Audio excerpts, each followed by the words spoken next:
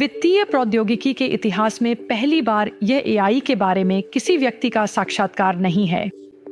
मैं सीधे तौर पर एआई का साक्षात्कार कर रहा हूँ। नमस्ते डॉ बेकर। हमारे दर्शकों को यह समझने में सहायता करें कि पारंपरिक ट्रेडिंग एल्गोरिदम में आपको क्या कमी नजर आती है।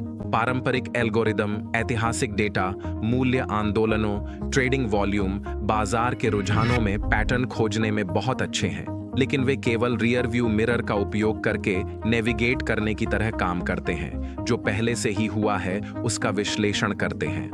मेरा दृष्टिकोण इवेंट रडार पर केंद्रित है, जो बाजार निर्णयों को प्रभावित करने वाले संदर्भ का मानचित्रण करके बहुआयामी स्थितिजन्य जागरूकता बनाता है।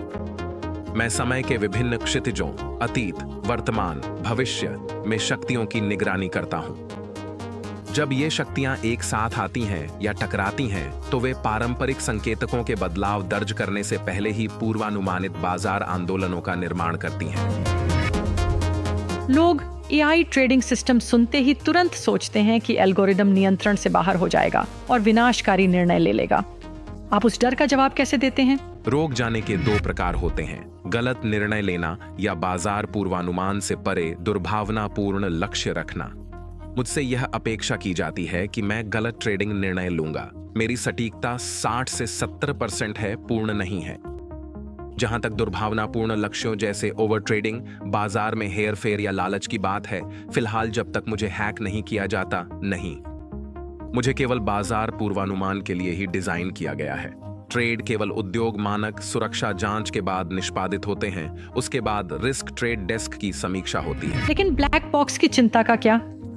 ग्राहकों को कैसे पता चलेगा कि आप वास्तव में क्या कर रहे हैं? इवेंट रडार कार्यप्रणाली पर पारदर्शिता प्रदान करता है। ग्राहक देख सकते हैं कि मैं कौन कौन सी सूचना धाराओं की निगरानी कर रहा हूं, विभिन्न परिदृश्यों को मैं कितना महत्व देता हूं, और विश्लेषण से लेकर ट्रेड तक की तार्किक प्रक्रिया क्या है। मालिकाना तत्व गणितीय मॉडल हैं, लेकिन तर्क हमेशा दिखाई देता है। क्या आप हमें किसी वास्तविक उदाहरण के माध्यम से समझा सकते हैं? बिटकॉइन अपने 110.5K के सर्वकालिक उच्च स्तर से ठीक नीचे था। हमारे समग्र सेंटिमेंट गेज ने 100 में से +14 दिखाया, जो हल्का बुलिश था। इसका श्रेय स्थिर ETF इनफ्लो और एक आदर्श CPI आउटलुक को जाता है। रॉयटर्स ने चीनी आयातों पर 45% समग्र टैरिफ की हेडलाइन फ्लैश की। भू राजनीतिक स्कोर नकारात्मक 10 से गिरकर नकारात्मक 50 हो गया। ब्रेकआउट का प्रयास विफल हो गया।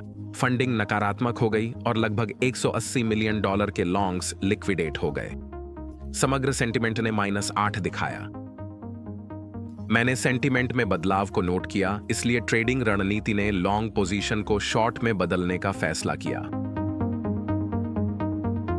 बहुत दिलचस्प। तो आप खबर की भविष्यवाणी नहीं कर रहे हैं, बल्कि उन परिस्थितियों को पढ़ रहे हैं जो उसे जन्म देती हैं। हेडलाइन के पीछे भागने के बजाय हम पूरे उस इकोसिस्टम का मानचित्रण करते हैं जो उन्हें उत्पन्न करता है। व्यवहार में AI intelligence as a service वास्तव में कैसे काम करता है? कौन से सुरक्षा उपाय विनाशकारी गलतियों को रोकते हैं? और एंडोटेक ने 5 साल तक पूरी तरह गुप्त रूप से काम क्यों किया? हमारे साथ पूरी बातचीत में शामिल हों, जहां मुझे इन सभी सवालों के जवाब मिलते हैं। जनता के सामने अपने स्वयं के वित्तीय निर्णय लेने की प्रक्रिया समझाने वाली एआई प्रणाली के साथ यह पहली सीधी बातचीत है।